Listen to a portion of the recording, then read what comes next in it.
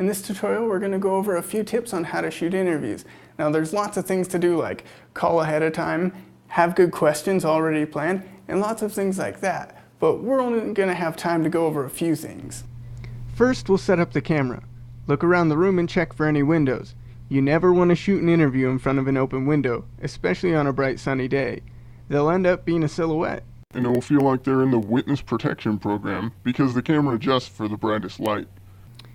If you can't avoid shooting into a window, make sure you close the blinds. That way you can at least see them.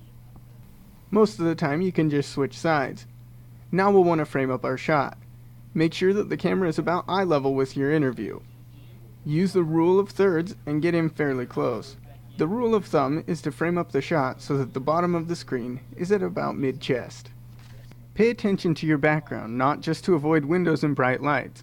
If you can get something in the background that maybe pertains to what they're talking about, it makes your video much more interesting. Don't ever put people up against a flat white wall. It just doesn't look good. As you can see behind me, there's absolutely nothing. Looks interesting, right? No. You should also make sure that the subject isn't right up against the background.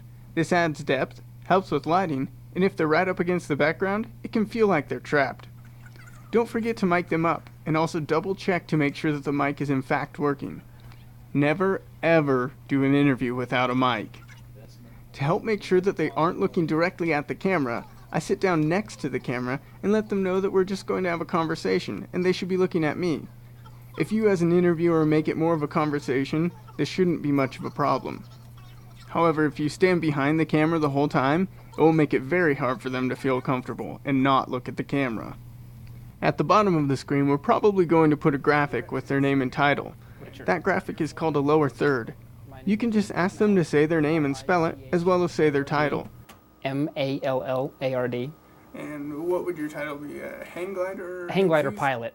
Hang glider pilot. If you record it on camera, you'll have that information to write in your script later, and also a good reminder of how to pronounce their name properly. One thing to keep in mind when shooting multiple interviews is to alternate which side each interview is shot on. Doing this will help in the editing process. If you shoot every interview on the exact same side, when you go back to edit, it will be a lot harder to avoid what's called a jump cut. A jump cut is basically cutting between two shots that look very similar, and it makes the video feel kind of jarring, like the cuts at the beginning and end of this clip. I'll explain more in another tutorial. So those are just a few tips to help you improve your interviews. But there's other things like white balancing, manual focus, and using a light kit. There are other tutorials that will help you learn those skills. So go out, frame up your shots, get yourself a mic kit, and do some interviews.